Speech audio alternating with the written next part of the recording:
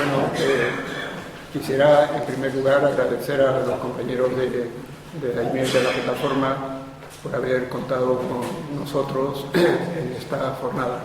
Hemos tenido algunas entrevistas para establecer unas relaciones de cooperación y coordinación en las actividades que tienen previstas en defensa del agua pública en Daimiel y, por qué no, en un ámbito más amplio, como puede ser un ámbito comarcal.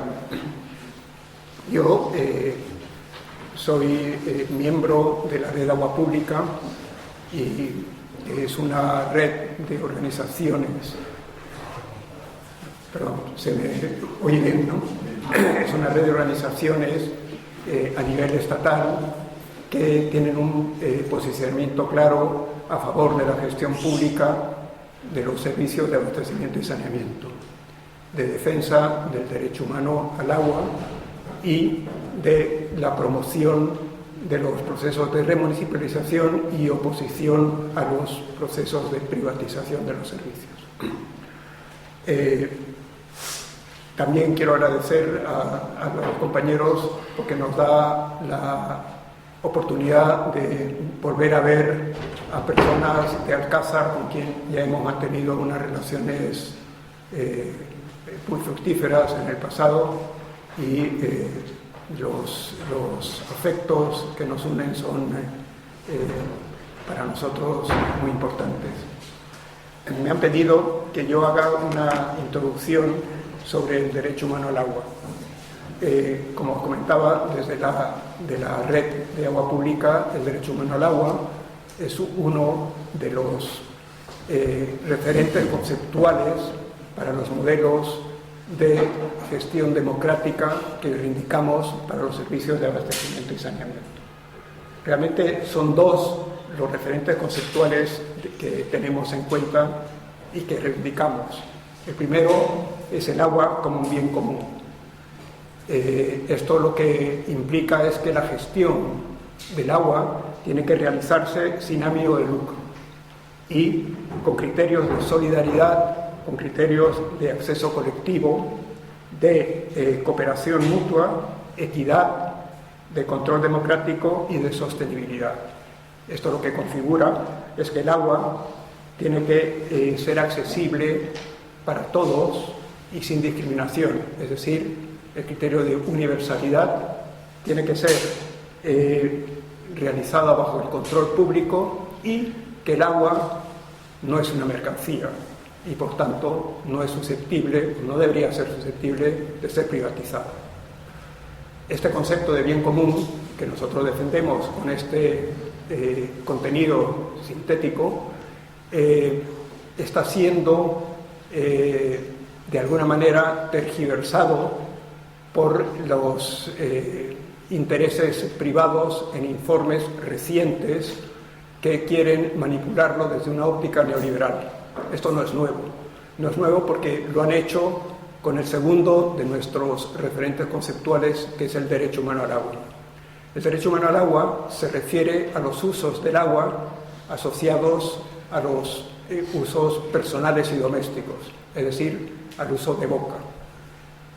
Y fue definido con relativa precisión en una observación general número 15 del Consejo de Derechos Humanos, Económicos y Sociales en 2002, fue refrendado por la Asamblea General de Naciones Unidas en 2010 como efectivamente un derecho humano, y en septiembre de 2010 el Consejo de Derechos Humanos de Naciones Unidas reconoció que este derecho es vinculante para todos los países como España que habían firmado el Pacto Internacional de Derechos Económicos, Sociales y Culturales.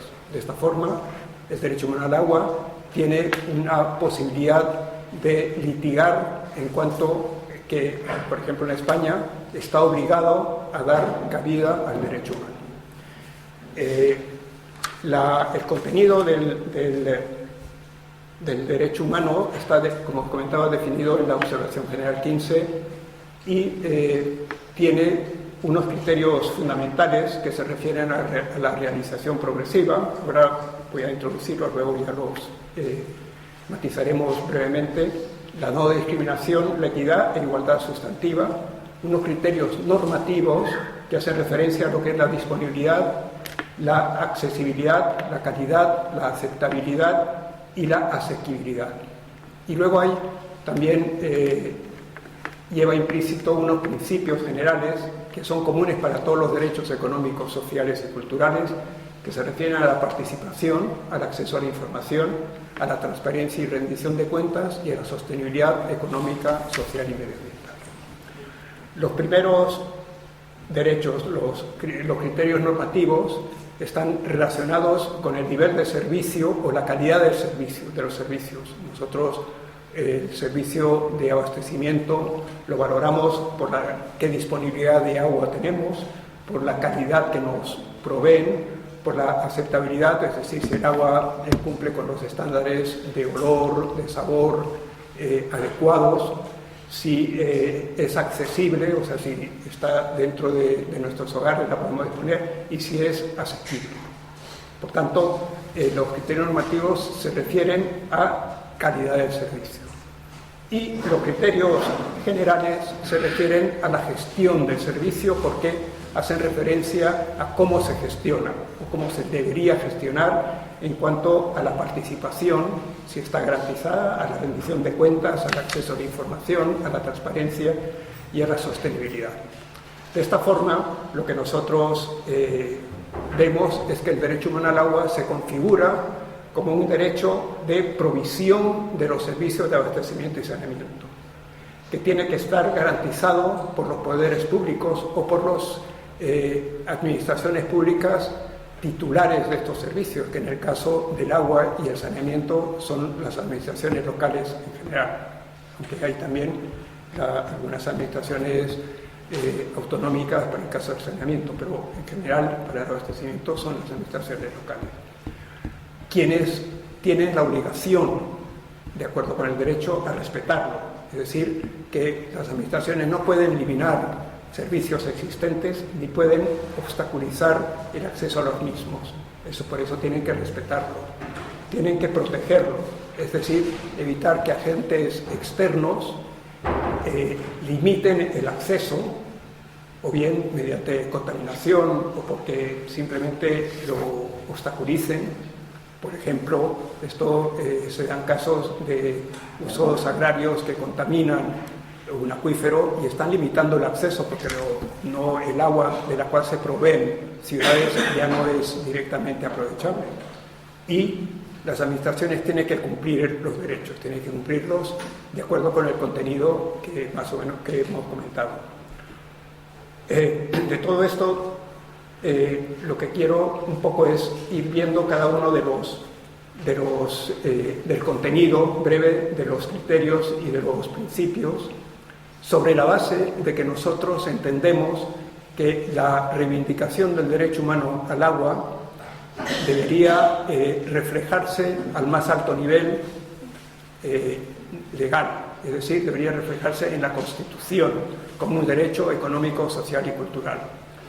Sin embargo, esto no es una cosa inmediata, pero sí entendemos que también el derecho tiene una implementación progresiva que podemos ir consiguiendo según campañas o exigencias de incidencia de las administraciones. Esto implica que podemos ir exigiendo el cumplimiento de los criterios normativos, pero también de los criterios generales en cuanto a qué es lo que vamos a exigir en cuanto a la participación, a la rendición de cuentas, a los titulares de los servicios, ¿no? Entonces, lo que quiero es un poco ir viendo cada uno de los aspectos del derecho y luego ya comentamos quizás en el debate cuestiones de mayor precisión. En relación con la disponibilidad, se entiende la disponibilidad que el agua tiene que estar, o el suministro de agua debe ser suficiente y continuo para los usos personales y domésticos, es decir, los usos amparados por el derecho, suficiente y continuo.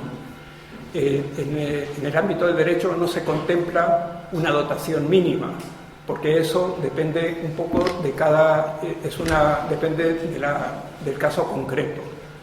Pueden ser 100 litros por persona y día, por ejemplo. Esta es la dotación mínima que el Real Decreto 3 de 2023 asume cuando habla del derecho humano al agua. El Real Decreto 3 es el que transpone la Directiva de Agua de Consumo Humano. Y son 100 litros.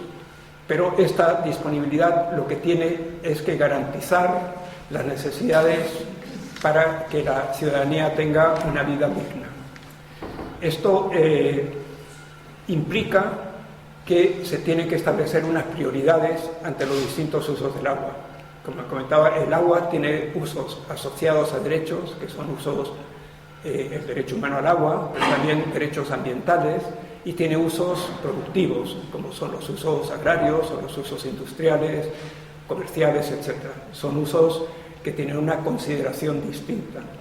Es necesario que se establezca claramente la prioridad de los usos, estableciendo desde la perspectiva del derecho que los usos de personales y domésticos tienen la máxima prioridad. Esto es un reto. En España, por ejemplo, en la Ley de Aguas sí está establecida una prioridad, ¿no? Dice, el agua de abastecimiento tiene la máxima prioridad. Pero esto de la ley a la realidad es complejo, porque los usos productivos tienen una capacidad de presión y de lobby muy importante que en muchas ocasiones va en detrimento del cumplimiento del propio derecho humano al agua. También hay una cuestión que afecta a la disponibilidad, que es la continuidad del servicio. Cuando hay cortes de suministro, las administraciones tienen la obligación de aportar alternativas al suministro de forma que se cubran al menos las necesidades básicas. Esto es lo que está pasando en Valencia con la Dana. Habéis visto, y además es sintomático, se habla las ayudas a las poblaciones mediante el suministro de botellas de agua. No son ayudas, es cumplir con el derecho. El derecho exige que mientras que las infraestructuras no estén habilitadas de nuevo, se tiene que seguir proveyendo a la ciudadanía de agua, bien sea mediante botellas, bien sea mediante camiones cisterna, bien sea mediante conducciones provisionales.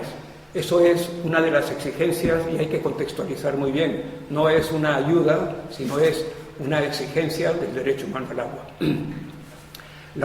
El otro criterio normativo se hace referencia a la accesibilidad. La accesibilidad es la disponibilidad del acceso al agua en el hogar o en zonas inmediatas. Cuando tenemos una red municipal, el acceso es en la vivienda, pero en zonas periurbanas o rurales no es necesariamente en la vivienda, sino en puntos de agua de suministro. Lo que se exige es que esos puntos de suministro estén relativamente cerca del punto de consumo. La distancia entre el punto de consumo y el punto de suministro implica, cuanto mayor es esa distancia, menor es la disponibilidad de agua, porque hay que acarrearla. Si vas caminando, vas en coche o lo que sea, es un tiempo que tienes que invertir. Sin embargo, también la accesibilidad no se limita a las viviendas y a las zonas de consumo directo, sino que la accesibilidad tiene que estar garantizada en las zonas comunes, en los ámbitos comunes y públicos. En Daimiel no será un problema, pero en las grandes ciudades y en las zonas de área metropolitana hay muchas personas que viven en la calle, pero que son miles de personas, al menos en Madrid, y esas personas tienen que tener la posibilidad de acceder al agua en fuentes de una forma digna. Hay gente que viven y trabajan en la calle. Por eso lo que es la accesibilidad implica también el acceso al agua para las zonas urbanas.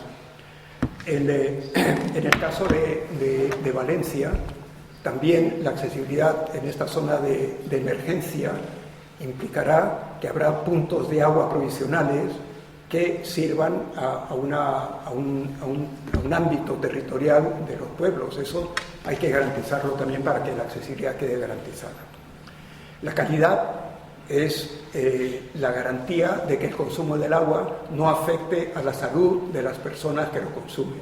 En España eso está arreglado porque hay un Real Decreto que transpone una directiva europea que garantiza que el agua de boca a través de las redes municipales es potable.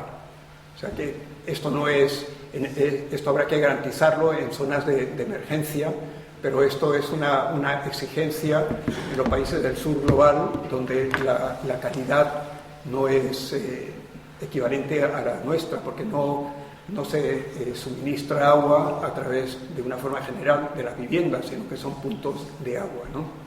Pero eso es lo que se exige de la calidad, que no ponga en peligro la salud de las personas. La asequibilidad es un tema importante porque la asequibilidad implica que el consumo de agua no ponga en riesgo, porque el coste del mismo impida el disfrute de otros derechos humanos, como puede ser el derecho a la salud, a la educación, a la alimentación, mediante un coste abusivo o que lo limite. Por eso entendemos que, o se entiende en el contexto del derecho humano, que el agua tiene que ser asequible. Y por supuesto de la sanidad, o sea que no puede el consumo de agua, lo que cuesta, poner en entredicho o limite el disfrute de otras necesidades u otros derechos. La asequibilidad también está íntimamente relacionada con los cortes de suministro, cuando estos son debidos a la incapacidad de las personas a pagarlo, y está asociado a las personas vulnerables o a las personas en situación de vulnerabilidad. Cuando esto ocurre, de acuerdo con el derecho humano al agua, hay que o bien proveer y garantizar unas cantidades mínimas para que las personas vulnerables puedan vivir dignamente, o bien suministrar incluso de forma gratuita el mínimo vital, que llamamos nosotros el mínimo vital, que es esa cantidad mínima. Esto, por supuesto, es un tema conflictivo y denota formas de respuesta desde operadores públicos y privados. Los operadores públicos, me imagino que Luis lo comentará, han instaurado y garantizado alternativas de suministro del mínimo vital para poblaciones o personas en situación de vulnerabilidad. Esto también se ha conseguido a través de los decretos del escudo social que se pusieron en marcha a raíz de la pandemia, cuando se garantizaba que para situaciones de vulnerabilidad no se iba a cortar el servicio de agua, luz y gas. Esto quiere decir que se tiene en cuenta que estos servicios básicos tienen que ser asequibles y siempre teniendo en cuenta que se refieren a las personas en situación de vulnerabilidad económica o social. Los derechos humanos, los derechos económicos, sociales y culturales están enfocados a que los más vulnerables puedan disfrutar de esos derechos. Ahora lo comentaremos brevemente eso. Esta es un poco la cuestión. También la asequibilidad busca el que la sostenibilidad económica, social y medioambiental de los servicios de agua tiene que garantizarse teniendo en cuenta que cuando se establece la recuperación de costes, la sostenibilidad social prime sobre los otros aspectos de la sostenibilidad, porque es realmente donde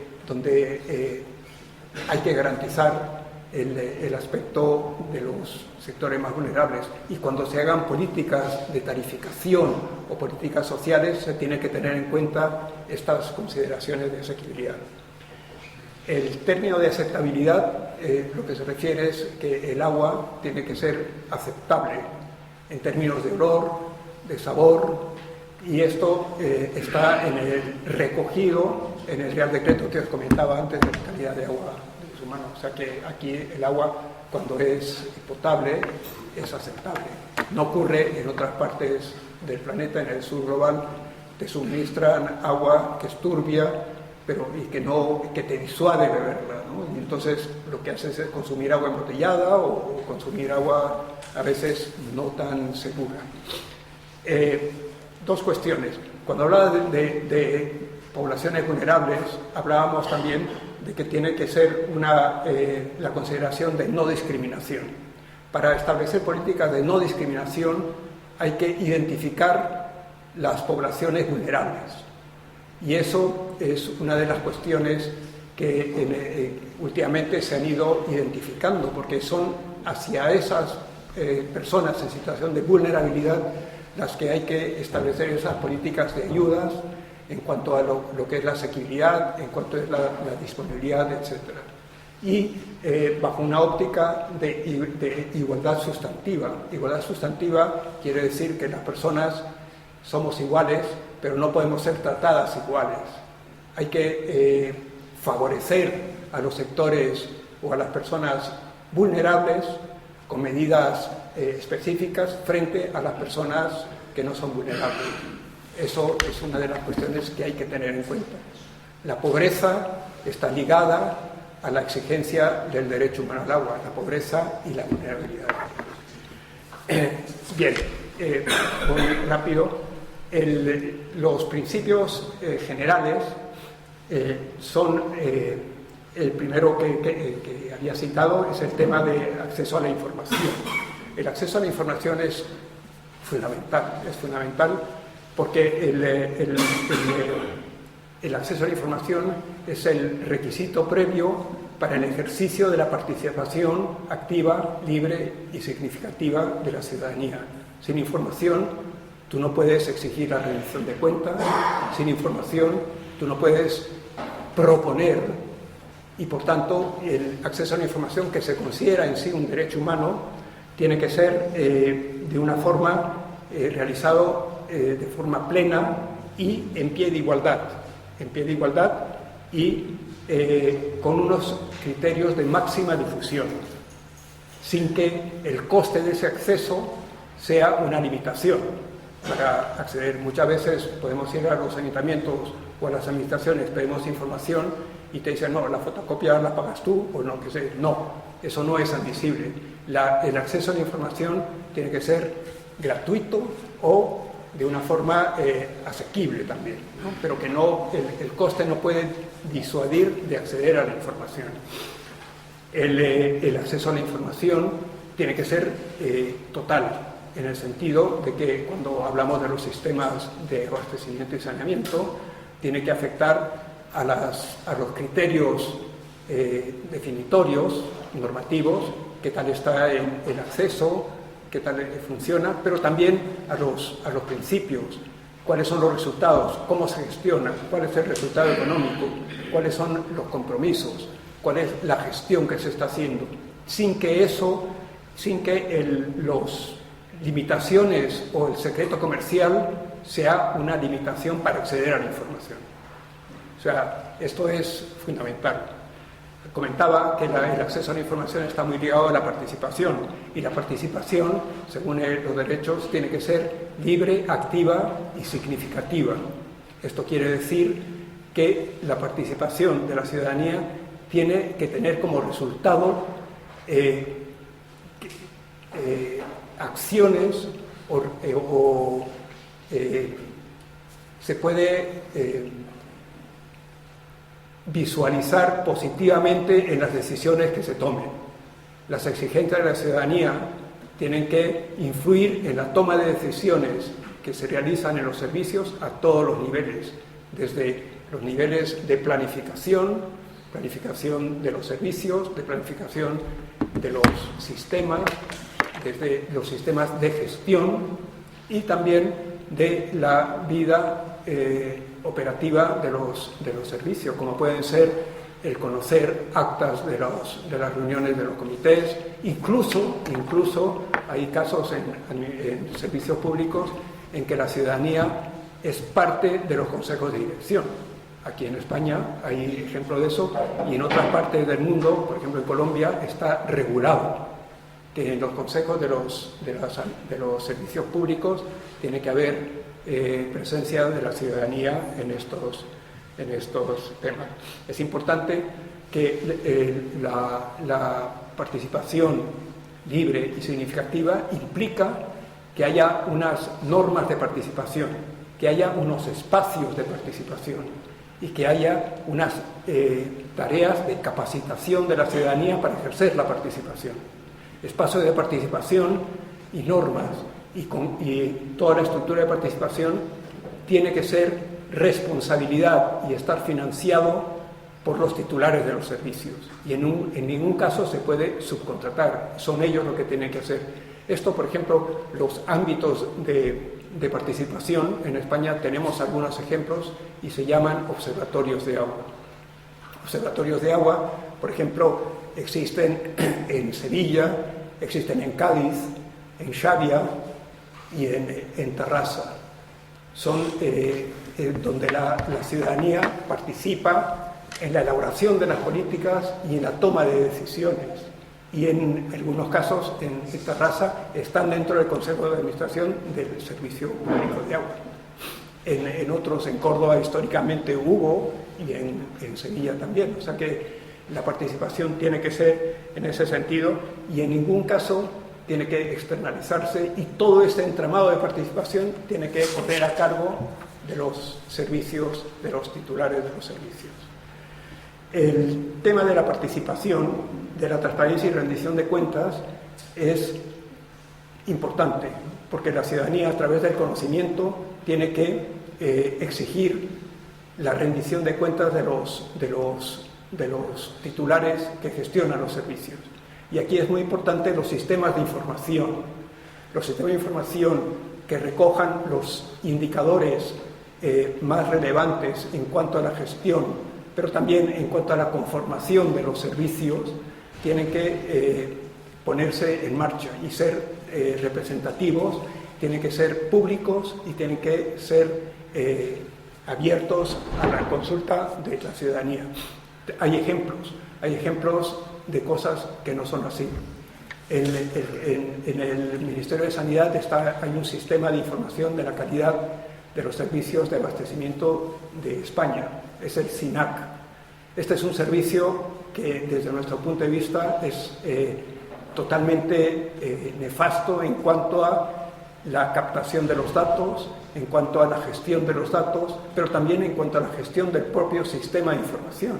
Los sistemas de información tienen que ser operados con presencia de la ciudadanía y de las administraciones y de los usuarios. En el caso del SINAC no es así. Tenemos un caso muy similar en Madrid, en la plataforma contra la privatización del canal, de la cual yo formo parte. Hemos hecho un estudio sobre la contratación del canal y hemos visto que para hacer ese estudio hay que ir a un sistema de información del portal de contratación de la comunidad. Y hemos comprobado unas deficiencias muy importantes en cuanto a los datos y a la incoherencia de datos dentro del propio sistema que limitan el estudio y las conclusiones. La importancia de los sistemas es muy importante para la rendición de cuentas y la transparencia. Y por último, ya quería introducir una reflexión en el tema del derecho humano y la privatización. En el campo de los derechos humanos en Naciones Unidas, históricamente, cuando hablabas de gestión pública, gestión privada, ya había la gente se ponía de perfil, ¿no? Da igual, ¿no? Gestión pública o gestión privada es lo mismo, lo importante es que cumpla con el derecho. No, esto se quebró hace casi 10 años, 8 años, con unos informes del entonces relator del derecho humano al agua, que era un brasileño, Leo Heller, y después con otros informes de Pedro Arrojo, que es otro nuevo relator, en los cuales se ponía en evidencia que la gestión privada de los servicios de agua, es decir, los servicios privatizados, suponían unas grandes limitaciones en el disfrute de los derechos humanos al agua y al saneamiento. La gestión privada tiene unas grandes limitaciones que eran el resultado de tres factores relevantes. Uno, la maximización de los beneficios. El segundo, el monopolio natural. Y el tercero, el desequilibrio de poder que suponían la privatización. La maximización, lo sabemos, en las empresas privatizadas se busca, lógicamente, maximizar los beneficios, o bien maximizando los ingresos a través de subida de tarifas o limitando las inversiones, en tanto que el agua en su monopolio natural es difícil o no es posible la competencia, y lo que lleva cuando se privatiza en ciudades pequeñas y grandes es que las empresas que se quedan con el servicio privatizado lo que hacen es copar el servicio, no solo la gestión, sino todo lo que ello conlleva en cuanto a mantenimiento, infraestructuras, construcción, etcétera, que está dentro del mismo grupo, que es tanto más notorio cuanto mayor es la empresa. Y aquí en Daimiel sabéis que la que gestiona aquí es una multinacional y van copando los servicios. Y eso se configura unas relaciones de poder que no son equitativos entre la multinacional y las administraciones. Las disponibilidades de poder entre uno y otros no son las mismas, con lo cual se juega con una inequidad de poder. Y esto se pone en evidencia también cuando los lobbies privados facilitan la privatización, pero también limitan o obstaculizan las remunicipalizaciones. Esto, hay dos casos paradigmáticos, el de Terrassa y el de Valladolid, que los procesos de privatización fueron sistemáticamente limitados, perturbados, obstaculizados por demandas judiciales que hubo que afrontar antes de que se materializara la remunicipalización en esos servicios.